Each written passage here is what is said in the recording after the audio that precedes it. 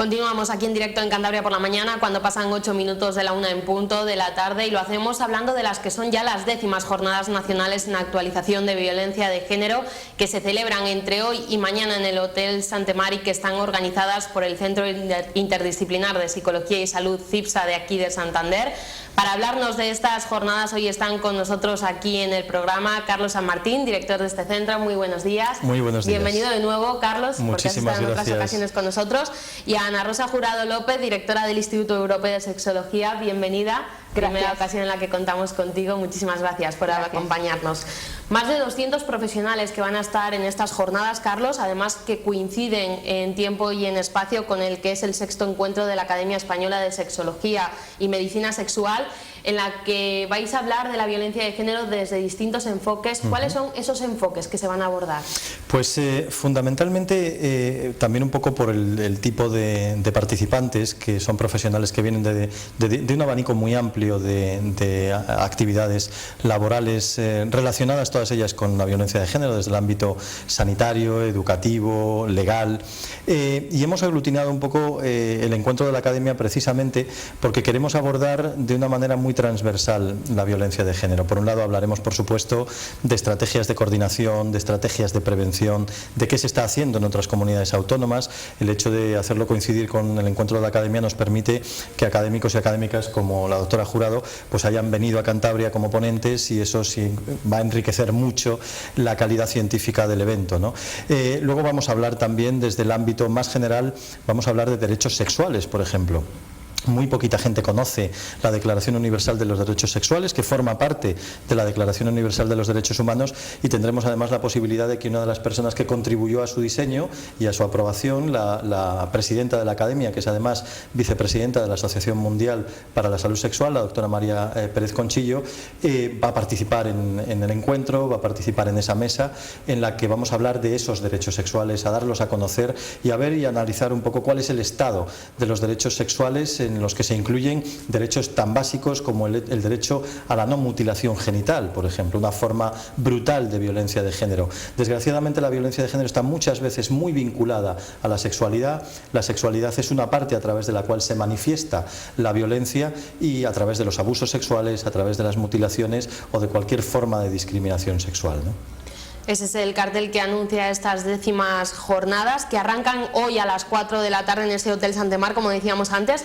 La conferencia inaugural lleva por título Formas de maltrato sexual en mujeres menores. Este año precisamente la campaña del Ministerio se centraba en las chicas menores de edad. ¿Cuál es el problema que os estáis encontrando precisamente con las menores? ¿Qué formas de maltrato vais a hablar hoy de ellas podemos encontrar en menores de edad?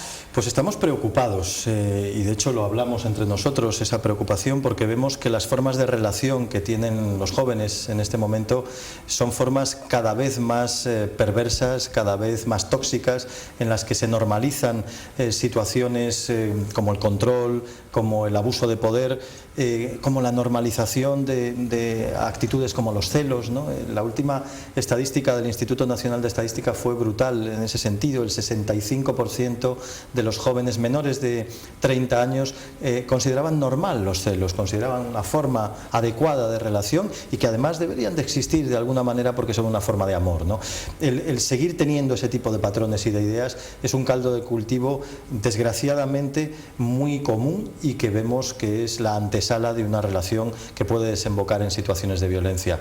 Por tanto, en esa conferencia inaugural que va a impartir el profesor Félix López, una auténtica autoridad mundial en el ámbito de los abusos sexuales, pues seguro que él, que además ha publicado mucho al respecto, nos va a desvelar algunas de estas claves, y yo creo que va a ser un broche inicial de las jornadas realmente positivo. ¿Qué se está haciendo mal, Ana Rosa, para que haya datos como los que acaba de comentar Carlos en el pensamiento que tienen los menores hacia, por ejemplo, un tema como los celos? Estamos transmitiendo ideas terriblemente equivocadas y que hacen muchísimo daño y que favorecen el sexismo y la desigualdad.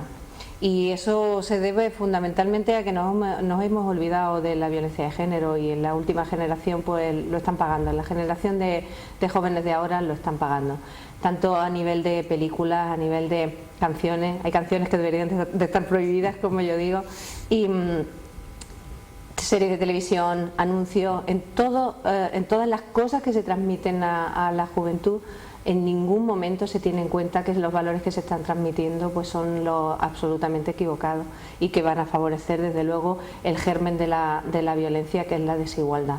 Eso estamos haciendo mal, nada más y nada menos. No nos estamos preocupando de la violencia de género, hemos abandonado por completo la educación y algo tan sencillo como que haya alguien, por favor, cuando se hace un anuncio de televisión solo y exclusivamente, alguien que ponga cordura y que tenga en cuenta lo que se está transmitiendo. ¿Se debería impartir alguna asignatura del tipo de la educación sexual en los centros? Esto entra dentro del concepto general de educación sexual. Lo que no puede ser es que la educación sexual sea una cuestión que se aborda o no en función del criterio político de unos o de otros, ¿no? De hecho, empieza a moverse un poco la idea a nivel nacional de la posibilidad de establecer, de la necesidad de establecer un pacto de Estado contra la violencia de género, que incluya un poco esa filosofía, ¿no? La de que independientemente de quién tenga la responsabilidad política en cada momento, que haya una serie de criterios en los cuales estemos todos de acuerdo, que esos criterios además estén establecidos por los expertos. Yo creo que los expertos nos tienen que permitir tener el protagonismo, porque somos los que sabemos, porque somos los que conocemos la realidad de las víctimas, porque somos los que tenemos la experiencia en las estrategias de prevención para hacerlas de forma eficaz, y por tanto se empieza a hablar un poco de esto. Lo que no puede ser es que abandonemos la educación sexual, que la propia palabra sexual parece que a algunos les da miedo, y cuando hablamos de educación sexual hablamos de educación en valores, hablamos de educación en igualdad, en el respeto, hablamos de sexualidad responsable. Por educar sexualmente no se induce a ser más promiscuo, todo lo contrario, se induce a ser más responsable, a saber gestionar tu sexualidad como una parte importante de tu personalidad. Pero eso nos cuesta mucho transmitirlo cuando se ha hecho, porque aquí en Cantabria hemos sido hace no muchos años ejemplo de educación en ese ámbito. Más de 50.000 alumnos pasaron en su momento por talleres de educación y de prevención de violencia, y el resultado que obteníamos era muy alentador. Entonces, yo creo que es fundamental que no convirtamos esto en algo subjetivo, sino que realmente nos comprometamos, cada ciudadano, cada ciudadana, en aportar en nuestro entorno más cercano nuestro granito de arena para no permitir ese tipo de ideas, ese tipo de creencias que son la antesala del abuso y después de la relación violenta, por supuesto. ¿Puedo decirte algo? Sí. Aprovechando que estamos en un medio de comunicación y que cada día tenéis más alcance, yo quiero decir que tenemos las esperanzas puestas en estas primeras ideas que están empezando a salir en relación a que vaya a haber en el futuro un pacto de Estado por la violencia. Y quiero, en nombre de todos los académicos, desde mi misión en la Junta Directiva de la Academia Nacional de Sexología y Medicina Sexual, ponernos a su entera disposición, a la entera disposición de todos aquellos organismos que tengan que trabajar, y además de forma absolutamente desinteresada, porque estamos realmente muy interesados en que esto se pueda llevar a cabo y en que haya de verdad una lucha efectiva contra la violencia de género.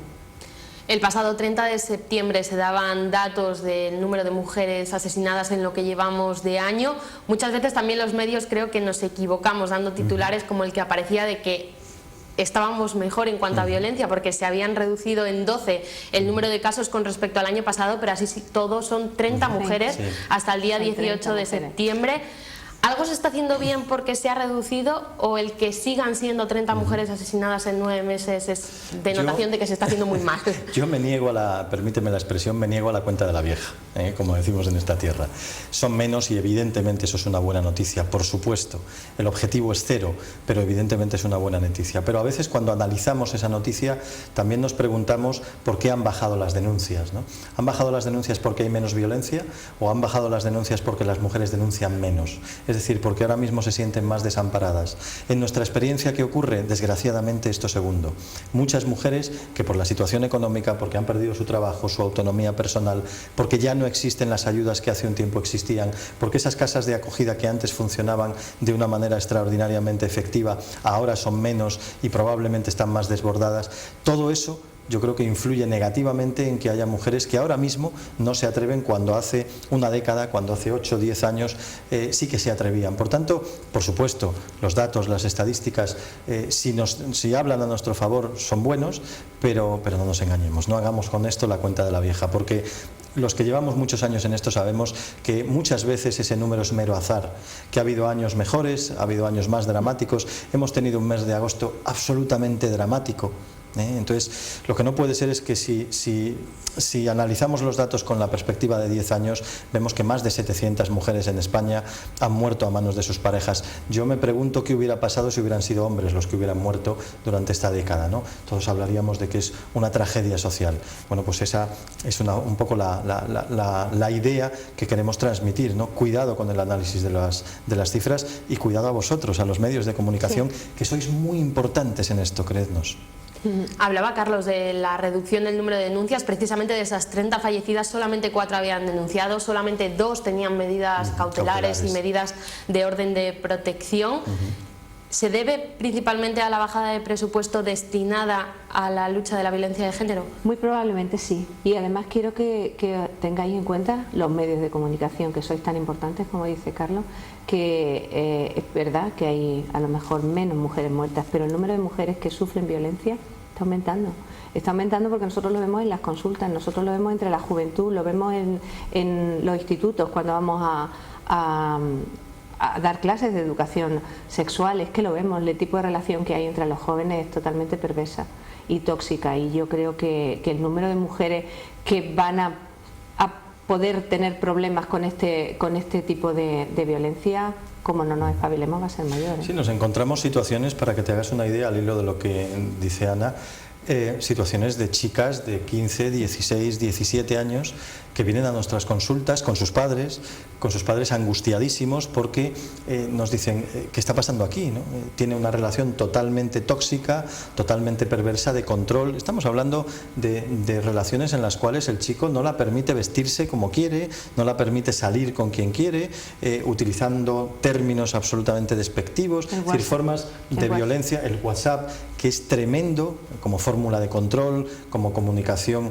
Bueno, de hecho, el hostigamiento se está estableciendo ya como un delito dentro de la tipología de la violencia de género. Entonces, lo que estamos observando desde nuestra perspectiva es tan poco alentador que por eso nos ves tan vehementes, ¿no? Por eso nos ves tan preocupados, y por eso casi los profesionales estamos pidiendo auxilio por la que estamos viendo venir. Nosotros estamos viendo venir un tsunami porque decimos, y estas chicas que con 14, 15, 20 años, el otro día hablábamos, ¿verdad?, un caso de una universitaria de 20 años, si se están relacionando ahora sí, Dios mío, ¿qué va a ser de ellas cuando establezcan una relación estable, cuando tengan 24 años, cuando sean madres? ¿Qué les espera en este sentido, ¿no? Y por eso estamos, me atrevería a decir, un poco asustados. ¿La sociedad en general debe recoger ese guante que decís, lanzáis los profesionales? Cada ciudadano y cada ciudadana es corresponsable de lo positivo y de lo negativo, de la transmisión de esos valores machistas que los transmitimos entre todos, hombres y mujeres. Sí. Esto no es una cuestión de hombres contra mujeres, y quien lo quiera ver así, algunos hombres se equivocan. Esto es una cuestión de personas que contribuimos, porque nos han educado de una manera desigual, a una forma de relación desigual. Sí. Por tanto, nuestra responsabilidad radica en nuestro círculo más cercano, en educar a nuestro niño, a nuestra niña de otra manera, simplemente desde un plano de igualdad, nada más, desde un valor tan sencillo como ese. Perdona que te interrumpa, además es que es muy difícil hacer esto, porque nuestro discurso racional es uno, y lo que luego realmente hacemos y lo que transmitimos es diferente. Entonces hay que tener mucho cuidado con lo que se hace, con lo que se dice, con lo que se transmite y con la actitud que tenemos ante determinadas cosas. Por eso yo siempre digo que haya alguien detrás de algún anuncio, detrás de una campaña publicitaria, detrás de una película, detrás de una canción, alguien que analice qué es lo que realmente está transmitiendo esta comunicación a la gente. Y a cuanto más gente llegue, pues peor todavía. Entonces, por eso es por lo que es tan difícil, porque por un lado va lo que nosotros lógicamente pensamos, que hay una desigualdad y luego lo que realmente hacemos, lo que llegamos a hacer y lo que llegamos a transmitir en nuestra propia familia, en nuestros hijos, cómo tratamos a nuestra hija, a nuestros hijos. Nosotros queremos que sean iguales, por supuesto, y racionalmente queremos fomentar esa igualdad, pero luego en cosas mini, en cosas pequeñísimas se nos escapa. Por eso tenemos que tener tanto cuidado. Quizás el machismo, de una forma tan evidente, tan visible como era hace algunos años, cuando yo era más joven, Es cierto que o ha desaparecido o se ha apartado mucho, pero ahora hablamos más de fórmulas más sutiles, de micromachismos, de situaciones que hacen incluso más daño porque no las ves venir y porque además las interiorizas sin darte cuenta. Ese chico de 13, de 14 años cantando reggaetón, diciendo unas cosas en la letra del reggaetón que te dan ganas de llorar. Dios mío, ¿qué estamos diciendo?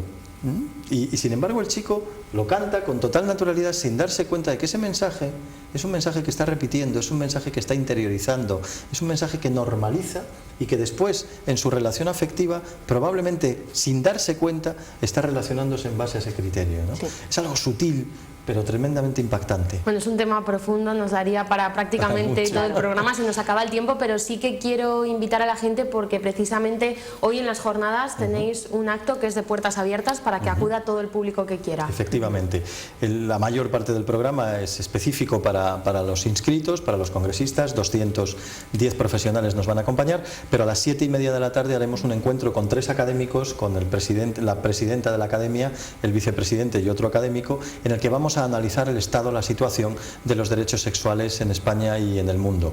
Y yo creo que va a ser extraordinariamente importante, interesante para la gente que se quiera acercar de forma, por supuesto, absolutamente gratuita al Hotel Santemar y acompañarnos ese ratito, y en el que estarán pues el resto de los 210 congresistas que han formalizado su inscripción. Bueno, yo os agradezco que habéis sacado este hueco también en esta jornada que tenéis tan abultada de eventos para estar aquí en el programa. Muchísimas gracias, Carlos. Muchísimas gracias por invitarme. Muchísimas gracias, Ana Rosa.